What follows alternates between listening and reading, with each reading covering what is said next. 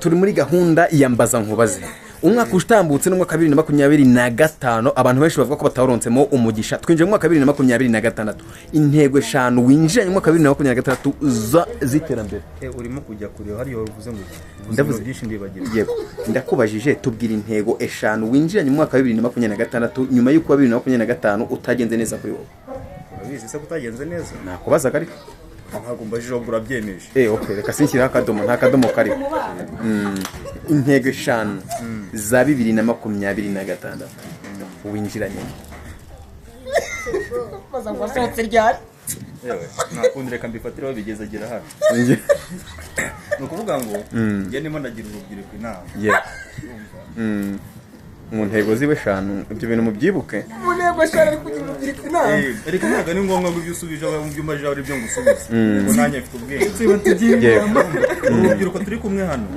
bose bafite ikibazo cyo kuba barabuze igishoro yego sibyo kuba bakora business zabo baba bafite umutwe yego tubaza intego 5 twageze none urimo uratubaza intego 5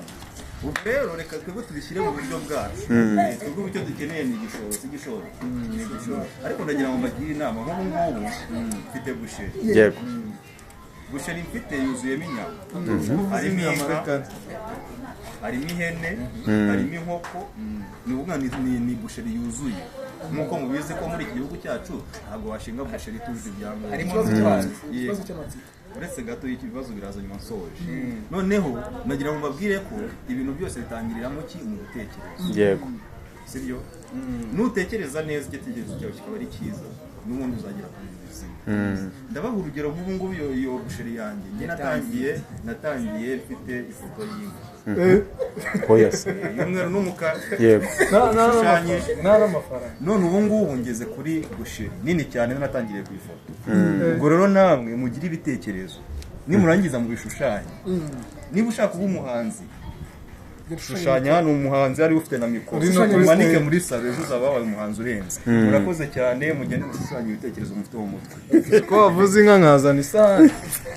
ibitekerezo bikeneye ibindi bitekerezo urakoze cyane my friend